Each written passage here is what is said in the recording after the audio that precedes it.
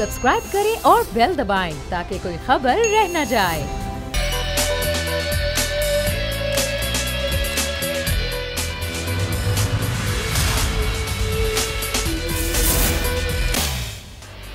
अस्सलामुअलैकुम नाजरीन, प्रोग्राम में मैं सुमैया रिजवान आपको खुशामदीद कहती हूँ। 2 दिन से जो सूरत हाल मुल्क में थी और एक आईनी बहरान था जो कि कल टल गया और ख़ुद हुकूमत ने इस बात का एतराफ़ किया, और उसके बाद से जो असल इम्तिहान है वो हुकूमत का है कि ज़ाहिर अदालती हुक्म पर उनको 6 महीने में रजिस्ट्रेशन करनी है। उसके बाद जो रद्दअमल अपोजिशन का सामने आया नाजरीन, वो ये आया कि पीपल्स पार्टी ने कहा कि 6 महीने में ये क्या कानून साजी करेंगे, 6 माह में तो हम हुकूमत ही गिरा देंगे।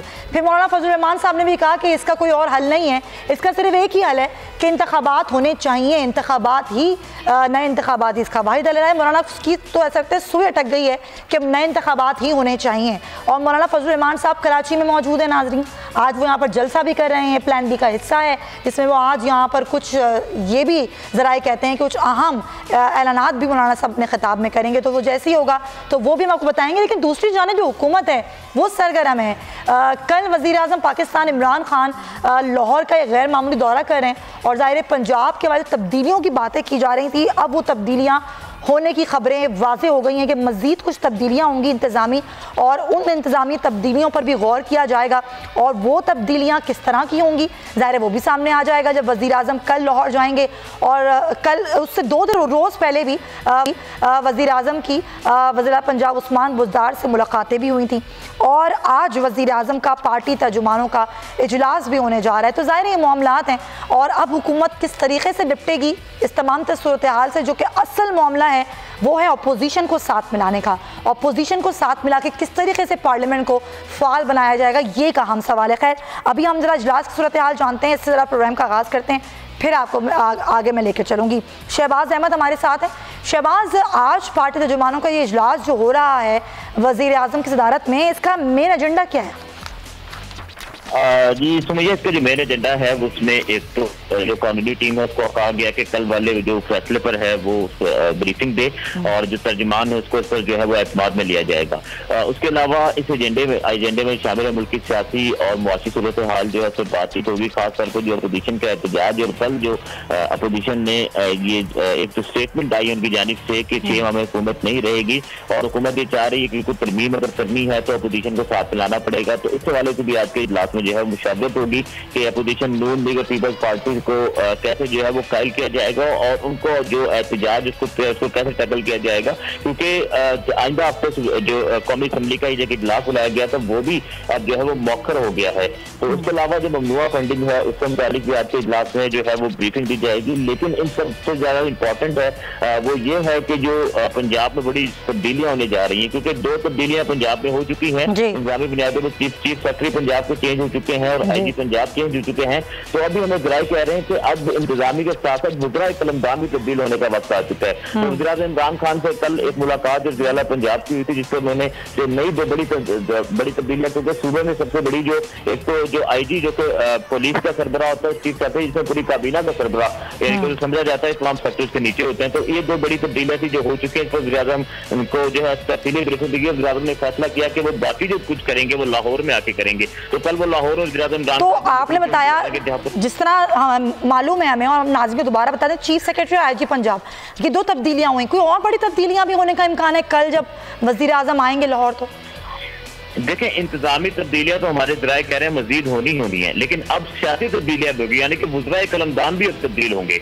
वज़ीर आज़म इमरान खान ने गुज़िश्ता 8 रोज में 3 मुलाकातें उस्मान बुज़दार से की हैं, और उन मुलाकातों का मकसद यही था कि आप कारकर्दगी बताएं किस वजीर की क्या कारकर्दगी है, मुशीर जो है उनकी कारकर्दगी क्या है। अब वज़ीर आज़म इमरान खान कल जो जाएंगे, कल 1-on-1 मुलाकात भी करेंगे, पार्लियामानी पार्टी से भी मिलेंगे, और कल जो पंजाब काबीना का इजलास है उसकी भी सदारत करेंगे। तो शहबाज, कौन से वज़रा हैं जिनके वजारतें खतरे में पड़ गई हैं अभी?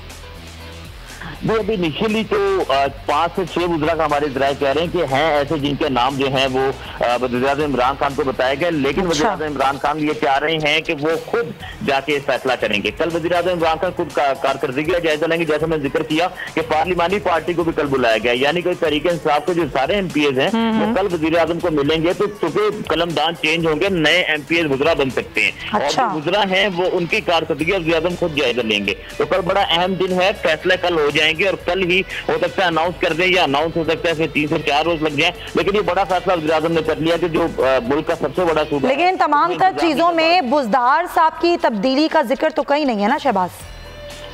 अभी फिलहाल जो ज़राए कह रहे हैं कि बुज़दार अभी नहीं जा रहे। फिलहाल वज़ीर-ए-आज़म जो है वो निचली सजा पर और बुज़रा को तब्दील करेंगे। अगर वज़ीर-ए-आज़म उससे सेटिस्फाई होते हैं, देखेंगे कुछ अर्सा, कुछ हफ्ते, महीने कि अगर तो उससे तब्दीली आती तो उसके बाद जो पंजाब का वज़ीर-ए-आला है उनको भी तब्दील किया जा सकता है। क्योंकि वज़ीर-ए-आज़म इमरान खान जो है वो तमाम तर मामला खुद अपने हाथ में रखते हैं। तो वो अभी फिलहाल तो उन्होंने फैसला किया, क्योंकि जो कोर कमेटी का इजलास हुआ था उसमें बड़े तहफ़्फ़ुज़ात का इज़हार किया गया था इंतजामी बुनियादों पर।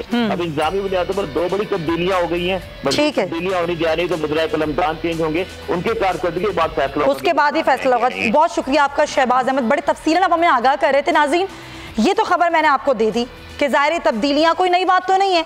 कभी IG पंजाब चेंज होते हैं, कभी IG इस्लामाबाद चेंज होते हैं, कभी इंतजामिया तब्दीली आती है, कभी काबीना में तब्दीली आती है। लेकिन जो एक तब्दीली नहीं आ रही है ना, वो आ रही है पुलिस में। पुलिस रिफॉर्म्स नहीं हुई, 15 माह हो गए हैं, पुलिस रिफॉर्म्स नहीं हुई। रोज़ बरोज़ हम एक नया वाक़या देखते हैं, रोज़ाना एक नया वाक़या आता है पुलिस गर्दी का। और आज भी कुछ ऐसा ही वाक़या आया है कलर सैदा का, जिसका मैं जिक्र करना यहाँ पर ज़रूरी समझती हूँ। फिर मैं मेहमानों साहब का तारुफ करवाऊँगी। नाज़रीन, वहाँ पर भी एक पुलिस एहलकार ने गाड़ी की कोशिश की और जब वो गाड़ी नहीं रुकी तो उस पर फायरिंग कर दी गई। पहले पुलिस का मौके पे आया कि क्योंकि इस गाड़ी का जो ड्राइवर है इसने एक पुलिस एहलकार को कुचल दिया। जब फायरिंग की गई तो वो जो गाड़ी में बैठा हुआ शख्स था, इसका नाम है वहीद अंजुम, जो कि इलाके का काउंसलर है, वो जख्मी हुआ और बाद अज़ां वो दम तोड़ गया। काफ़ी देर यह एहतजाज चलता रहा, उसके बाद नोटिस लिया CPO ने और कुछ मुअत्तलियाँ हुई, तब जाके एहतजाज ख़त्म हुआ। तो ये सूरत हाल है। ये मैं आपको इंतजामी तब्दीलियाँ बता रही हूँ और फिर आपको ये सूरत हाल बता रही हूँ। मेहमान को तारुफ करवा देते हैं। सलीम ज़िया साहब हमें ज्वाइन करें मुस्लिम लीग नून से। आपका बहुत शुक्रिया सलीम ज़िया साहब, आपने वक्त निकाला। और फैसल अयाज साहब, पाकिस्तान तहरीक इंसाफ से आपका ताल्लुक़ है पंजाब में, बहुत शुक्रिया आपका भी। फैसल अयाज साहब, जो मैंने अपने इंट्रो में जिक्र किया, वो तमाम तर खबरें मैंने अपने नाजरीन को बताई। जो भी सूरत हाल 2 रोज़ में रही है, उन 2 रोज़ में जो रवैया है उस पर तो मैं बाद में बात करूंगी, लेकिन ज़रा पंजाब पे बात करूंगी क्योंकि आपका ताल्लुक भी पंजाब से है। पंजाब में जो तब्दीलियां आ रही हैं सर, वो तब्दीलियों से ये चीज़ें तो नहीं रुक पाएंगी। जो मैंने अभी कलर सैदा का जिक्र किया है, यकीनन आपने भी ये खबर देखी भी होगी, सुनी भी होगी। ये पुलिस रिफॉर्म्स कौन से ज़माने में जाके होंगी? जब आपकी हुकूमत ख़त्म हो जाएगी फिर होंगी पुलिस रिफॉर्म्स।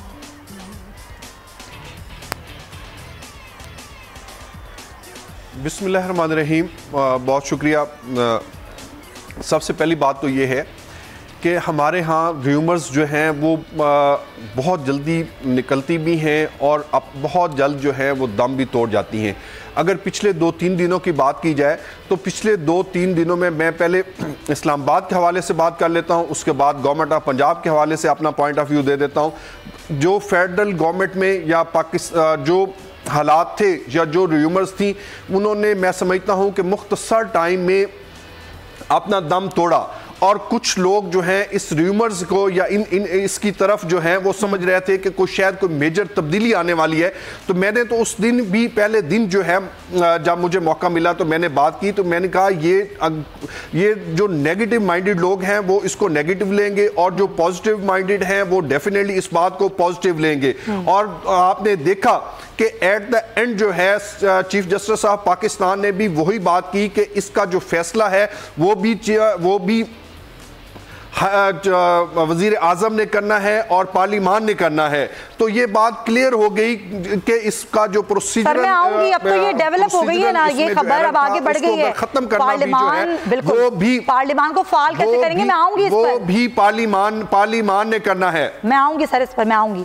पहले मेरे सवाल का जवाब करना है। बिल्कुल सही, बिल्कुल ठीक। और सवाल का जवाब दूसरी जो आपने बात की दूसरी जो आपने बात की पंजाब में इंतजामी तब्दीलियों के हवाले से, और आपके नुमाइंदा जो बात कर रहा था कि उसके बाद शायद कैबिनेट में तब्दीली भी, देखें ये बात दुरुस्त है और मैं इस बात को ऑन करता हूं कि अगर परफॉर्मेंस जो है जो कप्तान साहब चाह रहे हैं उसके मुताबिक कोई टीम परफॉर्म ना कर सके तो उसका ये हक बनता है कि वो इंतजामी तौर पे भी तब्दीलियां करे और वो तब्दीलियां अगर कैबिनेट में मुनासिब समझते हैं तो ये भी उनका हक है कि वो तब्दीलियां करें। जो तब्दीलियां, बात इसमें इंपॉर्टेंट बात जो है वो ये है कि कोई भी ऐसी तब्दीली जो है वो आइन और कानून के खिलाफ नहीं। अगर इंतजामी तौर पर तब्दीली की जा रही है तो वो भी कानून आइन के मुताबिक की जा रही है। अल्लाह का वास्ता पुलिस रिफॉर्म कर ले, रोज एक बंदे की जान जाती है, जान की कोई कीमत नहीं है आपकी नजर में। मेरे सवाल को आपने मुकम्मल तौर पर नजरअंदाज कर दिया। मैंने जिक्र किया कलर सैदा का, इस वाक़े का जो आज हुआ है, आपने मेरा सवाल ही नहीं समझा।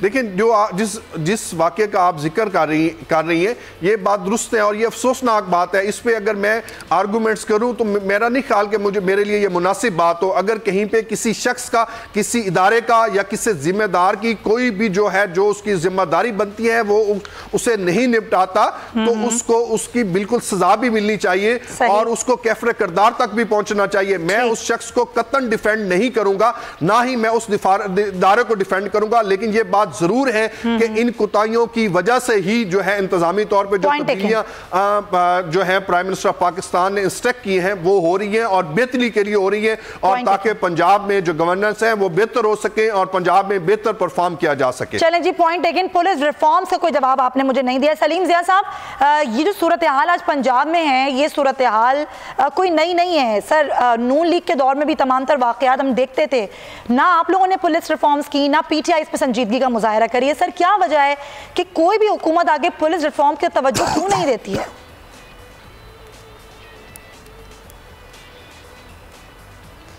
देखिए जी, हमारे वक्त में तो काफ़ी रिफॉर्म्स पर काफ़ी काम हुआ भी था, लेकिन मैं समझता हूँ कि इस हुकूमत ने तो बहुत बड़े दावे किए थे कि जनाब हम बहुत बड़े पुलिस रिफॉर्म्स लेकर आएंगे, जैसे कि हमने बकौल इनके हमने अपने सूबे खैबर पख्तूनख्वा में किए हैं। लेकिन आपने देखा कि यहाँ पंजाब में गालिबन को मेरा ख्याल अगर वालगाराई से मैं काम ना लूँ तो 6-7 IGs और कई DIGs और कई SSPs तब्दील कर दिए गए और बड़े बड़े जुगादरी, बड़े बड़े एक्सपर्ट जो लाए गए थे उनको भी हटा दिया गया।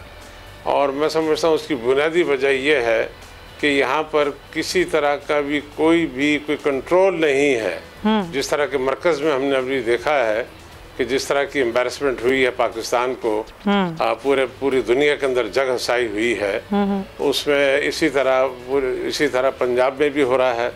मैं समझता हूँ कि जहाँ तक मरकज़ का ताल्लुक है, इस पर तर जिम्मेवारी इमरान खान साहब को बहादुरी के साथ, दिलेरी के साथ और रियासत मदीना के एक सही दावेदार होने के नाते उनको पूरी जिम्मेवारी के साथ तस्लीम कर लेना चाहिए कि तमाम तर गलती उनकी थी, तमाम तर जिम्मेवारी उनकी है और वो किसी को स्केपगोट नहीं बनाएंगे। क्योंकि मैं समझता हूँ कि जो कुछ हुआ है उससे पाकिस्तान की बड़ी बदनामी हुई है, जगह हसाई हुई है, और हमारे आर्मी चीफ के साथ भी जो ज़्यादती हुई है, उनको यहाँ से वहाँ और वहाँ से यहाँ बुलाया गया, वो भी ज़्यादती हुई है। और ये उसी का एक तसलसल है जो आप पंजाब में देख रहे हैं। अच्छा सर, अब सलीम ज़िया साहब, अब मामला आगे बढ़ गया है, ज़ाहिर है अब कानून साजी करनी है इन्होंने, अदालती हुक्म के मुताबिक 6 माह में कानून साजी करनी है, तो ज़ाहिर है आप बड़ी अपोजिशन जमात हैं, साथ देंगे आप लोग कानून साजी में इनका? यकीनी तौर पर ये तो हमने इनको पहले भी कहा है कि जब भी कोई ऐसा कोई काम आएगा जिसमें पाकिस्तान के मामले की कोई बात हो या वफाक के हवाले से कोई बात हो या कौमी यकजहती की कोई बात हो, उस पर पाकिस्तान मुस्लिम लीग नून भरपूर तौर पर अपना रोल अदा करेगी। सही। लेकिन ये नहीं हो सकता कि जनाब आप हमसे मदद की भी तवक्को रखें और जो ज़बान इस्तेमाल की जा रही है, ख्वाह वो वज़ीर आज़म की तरफ से हो, सिलेक्टेड वज़ीर आज़म की तरफ। तो सलीम ज़िया साहब, आप लोग साथ देंगे तो बदले में कुछ चाहेंगे इनसे कि बदले में क्या करेंगे ऐसा? अगर आप इनका साथ देंगे लेजिस्लेशन में तो ये बदले में क्या दें आपको? नहीं, हमें देखें, हमें कुछ नहीं चाहिए। हम चाहते हैं कि पाकिस्तान के अंदर अमन हो, पाकिस्तान के अंदर सही कवानीन हो, पाकिस्तान के अंदर रूल ऑफ लॉ हो और पाकिस्तान के अंदर सिविलियन सुपरमेसी हो। ये बुनियादी चीज़ें। और वोट का जो हक है, वो जो वोट की जो आवाज़ है वो दबनी नहीं चाहिए। बिल्कुल सही। Point taken sir. हमें इनसे और कुछ नहीं चाहिए। हम चाहते हैं कि ये हुकूमत करें, अगर ये हुकूमत तब तक चल सकी, क्योंकि जो हालात हैं और जिस तरह ये हुकूमत चला रहे हैं, मुझे कभी उम्मीद है कि ये ज्यादा देर मामला इनके कितनी देर आपको क्या लगता है? पीपल्स पार्टी तो कह रही है 6 माह नहीं चल पाएगी, नून लीग क्या कहती है कितने माह कितने साल हुकूमत चल पाएगी? मैं समझता हूँ कि जो पीपल्स पार्टी की असेसमेंट है उसके इर्द गिर्द ही है। अच्छा। लेकिन एक बात बीच में रह जाएगी, जी। और वो ये कि ये बहुत कहा करते थे कि जनरल मुशर्रफ का हम केस चलाएंगे, केस चलाना चाहिए। अब ये इक़्तिदार में आए हुए हैं, तकरीबन 1.25 साल हो गया है। इनको चाहिए कि ये वो शख्स जिसने पाकिस्तान के आइन को 2 दफ़ा तोड़ा हो, जिसने चीफ जस्टिस को जो काम आपने नहीं किया सर, आप इनसे उम्मीद रखते हैं उस चीज़ की? जजेस को घरों में बंद किया हो, और उनको अब इनसे हम तवक्को करते हैं, क्योंकि ये तो रियासत मदीना के दावेदार है ना। अच्छा। हम तो गलतियां कर गए अपनी। अच्छा, गलती थी वो आपकी, मानते हैं आप गलती थी? बार कहा इन्होंने, सदर मुशर्रफ को जाने देना गलती थी नून लीग की। कि हम जरूर करेंगे, हम जरूर करेंगे, लेकिन इनकी तरफ से अब तक कोई इशारा नहीं है। और ये इशारा सिर्फ इनकी तरफ से तब हो सकता है जब ये रेड वारंट इशू करें। अच्छा। इनको शर्म नहीं आती? इनको दिखाई नहीं देता कि जनरल मुशर्रफ के लिए उसके हर रोज़ वो कहीं गोल्फ खेल रहा होता है, कहीं डांस कर रहा होता है? बुलवाएं ना उसको बुलवाएं, रेड वारंट के ज़रिए लेकर आए, पहले जैसे दावे करते थे। लेकिन करेंगे इसलिए नहीं सर। ये बातें जो आप लोग आज मुशर्रफ साहब के लिए करते हैं, ये लोग मियाँ साहब के लिए करते हैं। ये मियाँ साहब जाके शॉपिंग कर रहे हैं, घूम रहे हैं, फिर रहे हैं, खाने खा रहे हैं, इलाज करवाने गए थे लंदन। जनाब, कहीं शॉपिंग नहीं हो रही है, कहीं दावतें नहीं हो रही हैं। वो जो बहुत महदूद सी उनकी ट्रैवलिंग है वही कर रहे हैं। सर, हम नहीं कह रहे, हुकूमत कह रही है। उनसे ना घबराएं। वो वापस आने के लिए उसको कतर, ये देखे हुकूमत वालों को मैं ये बताना चाहता हूँ, अगर वो भूल गए हैं तो ये अभी कोई 4-5 महीने पहले की बात है कि उनकी जब बरतानिया में बैठे हुए थे, अपनी बीवी अपनी एरिया की जो बिस्तर के मर्ग पे थी, अपनी बेटी के साथ वहीं थे, तो वहाँ पर इनको 10 साल की सज़ा दी गई गैर मौजूदगी में, और बेटी को 7 साल की सज़ा दी गई। ये अपनी एरिया को बिस्तर मर्ग पे छोड़कर दूसरे दिन ही पाकिस्तान आए और कोर्ट में पेश हो गए और सीधा जेल चले गए। तो उसकी फिक्र ना करें। ठीक है, उसकी फिक्र ना करें। जब भी वापस आना होगा वो आ जाएंगे फिर इंशाल्लाह। हमारा लीडर बहादुर है, दलेर है, उसकी बेटी दलेर है, इंशाल्लाह वक्त पर आएंगे। चले सर, उसकी फिक्र ना करें। लेकिन अब ये फॉरेन फंडिंग केस है, जरा इस पर मैं बात कर लेती हूँ, फिर आप दोनों हज़रात से पूछूंगी कि किसको फिक्र है, पीटीआई को या नून लीग को? ये फॉरेन फंडिंग केस है, जाहिर है ये अपोजिशन की ही गुजारिश पर रोजाना की बुनियाद पर समाअत हो रही है। आज जो है वो मुस्लिम लीग नून को जवाब जमा कराया गया है, जाहिर है जो सवालनामा दिया गया था स्क्रूटनी कमेटी की जानिब से, और अब दोबारा तलब किया है स्क्रूटनी कमेटी ने 3 दिसंबर को मुस्लिम लीग नून को। तो अब ये मामला है, और जाहिर है जो दूसरी सियासी जमातें हैं उनकी भी पार्टी फंडिंग का मामला है, उसके लिए भी कुछ छान पटक हो रही है। तो जरा अकील अहमद से जान लेते हैं आज क्या रहा, क्या मामलात रहे, और पीटीआई की फॉरेन फंडिंग केस का क्या रहा। अकील, पहले तो मुझे ये बताइए कि जो सवालनामा दिया गया था वो आज जमा कराया है नून लीग ने, क्या कहा गया है, और पीपल्स पार्टी के केस का क्या हुआ, पीटीआई के केस का क्या हुआ? कमीशन की स्क्रूटनी कमेटी की जानिब से मुस्लिम लीग नून और पीपल्स पार्टी को जो है वो दिया गया था।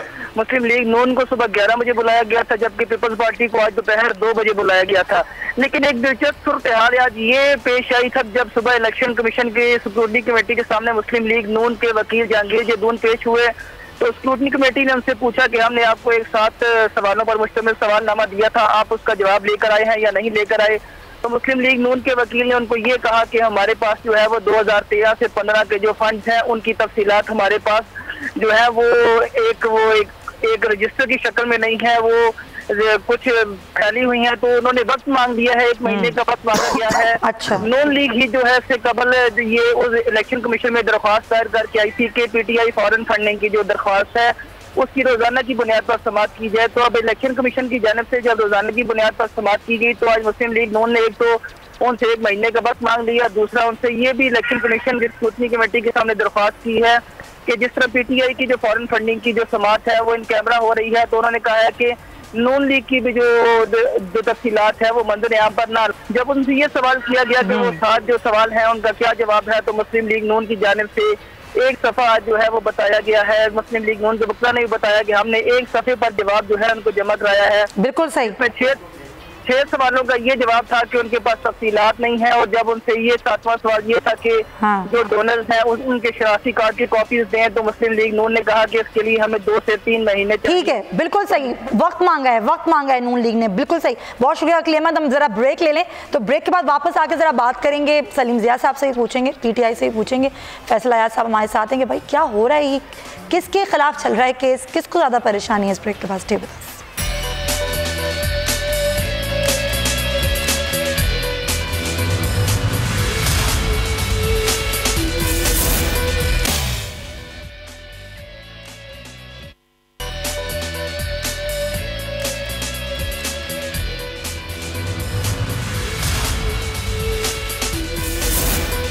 Welcome back to the show. Faisal Ayaz साहब, अगर आपकी इजाज़त हो तो मैं ये फॉरेन फंडिंग केस पे पहला सवाल सलीम ज़िया साहब से कर लूं? आप कर लें। ठीक है सलीम साहब, ये जो मामला है, अभी हमारे रिपोर्टर ने पूरी ज़ाहिर बताया, आज आप लोगों ने जो जवाब जमा कराया उसमें आप लोग 1 माह का वक्त मांग रहे हैं। कहाँ तो आप लोग कह रहे थे रोजाना की बुनियाद पर ये केस होना चाहिए, जब पीटीआई का फॉरेन फंडिंग केस था। तो जो पीटीआई बातें करी, हुकूमत जो बातें करी कि आप लोग खुद गिर गए हमारे लिए खोदे गए गड्ढे में, तो वाकई ऐसी हो रहा है?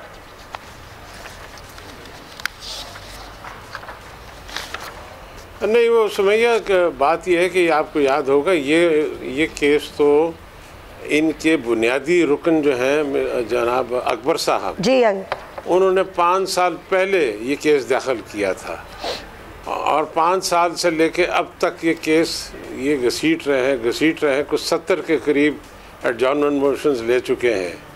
हमें तो अभी शामिल किया गया है, और हम यकीनी तौर पर जवाब भी देंगे, लेकिन इन पर बहुत बड़ी जिम्मेवारी आती है कि ये 5 साल से बताएं कि 5 साल ये क्या करते रहे।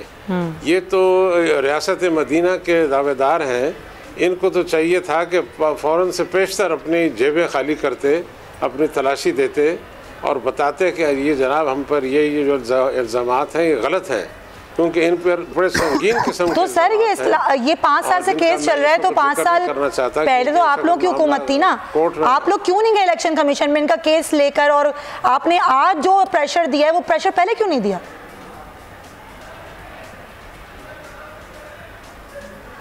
हम तो पहले से प्रेशर दे रहे थे, लेकिन अगर एक आदमी कोर्ट में ना आए, कोर्ट से ही भाग जाए और कोई ना कोई बहाना करके वहाँ से अपने एडजॉर्नमेंट ले ले, तो वो जाहिर है वो हमारे काबू से बाहर हो जाता है। लेकिन वो तो इनकी जिम्मेवारी थी कि ये एक जिम्मेवारी का सबूत देते, हमसे बेहतर पार्टी का होने का सबूत देते, और जो 5 साल तक घसीटा है केस को, और अब से मेरा 6ठा साल लग गया है, कि इनको चाहिए कि फौरन से पेशतर अपनी पूरी जो सही पोजीशन है वो वाज़ेह करें, क्योंकि इन पर बड़े संगीन किस्म के इल्ज़ामात इन्हीं के लोगों ने लगाए, इन्हीं के अपने लोगों ने लगाए हैं। बिल्कुल सही, बिल्कुल सही। अकबर साहब हैं और दूसरे 8-10 बिल्कुल अकबर एस बाबर साहब ये लेकर आए, ज़ाहिर वो मुनालिफ कारकुन है पीटीआई के। फैसल अयाज साहब, क्या बात है, आप लोग इतना प्रेशर में रह रहे हैं चीफ इलेक्शन कमिश्नर को, यही तो इल्ज़ाम लगा रही है ऑपोजिशन, या आप लोग केस ही नहीं आगे आने दे रहे, कभी कहते हैं मुलतवी कर दो, कभी कहते हैं कुछ कर दो।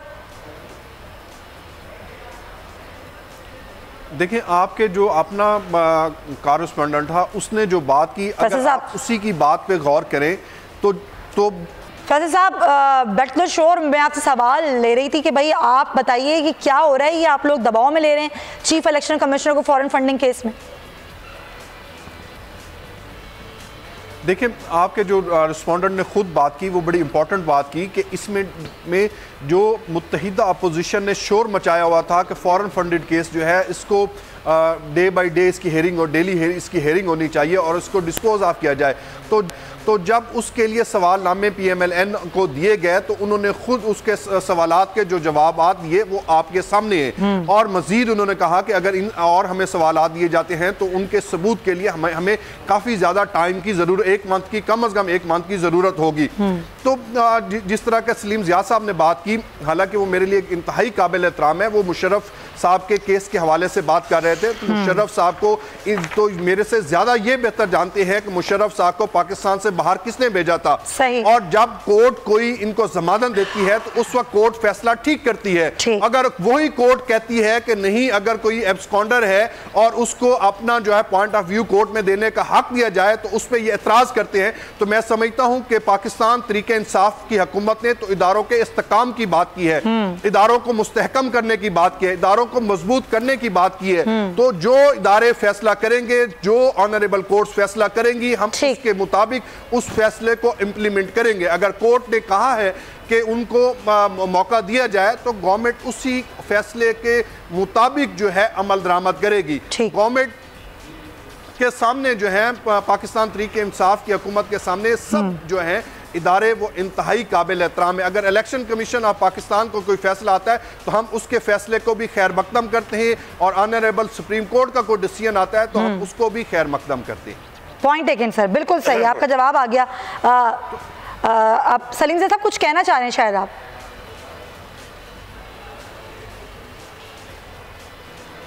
मैं ये कहना चाह रहा हूँ कि देखें, ये जितनी बातें हैं ना, इनका जवाब यही है कि इस वक्त ये इक़्तिदार में है, इनको दो चीज़ों पर बहुत ज़्यादा तवज्जो देनी चाहिए। एक, जो बढ़ती हुई महंगाई है उस पर काबू करने की ज़रूरत है। नंबर 2, जनरल मुशर्रफ का जो मामला है वो सिर्फ़ और सिर्फ इनके हाथ में है। ये जब चाहें, जिस वक्त चाहें, रात को 12 बजे चाहें, दिन को 11 बजे चाहें, ये उनको बुलवा सकते हैं रेड वारंट के ज़रिए। और तीसरा, मैं समझता हूँ कि कश्मीर का मामला तो लगता है कि ये भूल ही गए हैं। इन्होंने कश्मीर का जो सौदा किया है और जिस तरह कश्मीरियों के साथ वहाँ जुल्म हो रहा है, वहाँ तकरीबन इस वक्त 3 महीने के करीब कर्फ्यू लगा हुआ है। लोगों पर जुल्म तशद्दुद हो रहा है, वहाँ की फ़ौज जुल्म कर रही है, और यहाँ पर इस हुकूमत ने बिल्कुल खामोशी इख्तियार की भी है। बिल्कुल सर, 117 रोज आज हो गए हैं, लेकिन कश्मीर की सूरत में वाकई खामोशी, हुकूमत क्या कर रही है कुछ नहीं मालूम। लेकिन सर, आपने महंगाई पे बात की है तो जाते जाते मैं खबर नाज़रीन को दे देती हूँ, बहुत अच्छी खबर है, बड़ी ज़बरदस्त महंगाई कम करने की कोशिश कर रही है हुकूमत जनाब, बहुत ज़्यादा कमी कर दी है। जी हाँ, पेट्रोलियम मसनूआत में 25 पैसे की कमी की सिफारिश की गई है और ये समरी भेज दी गई है अब वज़ारत पेट्रोलियम ने, और अब इस समरी जो है वो ज़ाहिर मंजूर हो जाएगी। 25 पैसे की कमी की गई है, ज़बरदस्त कमी है। तो मुर्तज़ा हमारे साथ हैं, ब्यूरो चीफ हैं, उनसे जान लेते हैं। मुर्तज़ा, 25 पैसे की कमी कर दी हुकूमत ने? जी बिल्कुल, ये जो समरी भिजवाई गई थी, इस समरी में बड़ी मेहरबानी की है जी, 25 पैसे फी लीटर जो पेट्रोल है उसकी कीमत कम की जाए, उसके साथ जो डीजल है उसकी कीमत भी कम होनी है, तकरीबन वो 2 रुपये है, और उसके साथ जो लाइट डीजल आयल है और उसमें भी 2 रुपये है, और उसके साथ जो केरोसिन आयल है उसमें 83 पैसे की कमी की सिफारिश की गई। अच्छा, यहाँ तो 25 पैसे कम हो रहे हैं, बिजली की कीमतों पे कितने पैसे बढ़ रहे हैं, जरा बताइएगा मुर्तज़ा। बिजली की कीमत के हवाले से अभी जो इजाफा किया गया है वो 17 पैसे फी यूनिट इजाफे की जो मंजूरी दी है। इस हवाले से जब ECC के पास गया था केस, तो इन्होंने 27 पैसे तकरीबन फी यूनिट इजाफे की जो है वो इजाजत तलब की थी, लेकिन ECC ने उसको कम करके यहाँ तक कर दी, लेकिन इसका इम्पैक्ट बहुत ज्यादा है। लेकिन ये वादे कर देना मुर्तज़ा, 11 माह में ये 4थी मरतबा इजाफा है बिजली की कीमतों में। जी बिल्कुल, ये एक तो इजाफा 2 तरह के इजाफे होते हैं। बुनियादी तौर पे फ्यूल प्राइस एडजस्टमेंट के हवाले से एक इजाफा होता है, और दूसरा इजाफा बिजली की कीमत बढ़ाने के हवाले से होता है। 1 जुलाई से लेके अब तक 4 मरतबा बिजली की कीमत बढ़ चुकी है। मैं फ्यूल प्राइस एडजस्टमेंट की बात नहीं कर रहा, बिल्कुल, क्योंकि जो फ्यूल प्राइस मुर्तज़ा ये फ्यूल प्राइस एडजस्टमेंट नहीं है, ये बिजली की कीमतें हैं जो IMF के जो मुआहदा है उसके तहत बढ़ाई जा रही है। बहुत शुक्रिया आपका सलीम ज़िया साहब, आपका भी बहुत शुक्रिया, और फैसल अयाज साहब आपका भी बहुत शुक्रिया। नाजरीन, ये है तब्दीलियाँ, ये होती हैं तब्दीलियाँ। 25 पैसे की कमी कर दी है, 25 पैसे का इजाफा कर दिया है, कभी 2 रुपये का, कभी 4 रुपये का। तो आप एंजॉय कीजिए इस तब्दीली को, क्योंकि इस तब्दीली को तो वोट आपने ही दिया है। इसी पॉइंट के साथ प्रोग्राम का वक्त खत्म होता है। इंशाल्लाह आपसे होगी मुलाकात फिर पीर को। अपना ख्याल रखिए।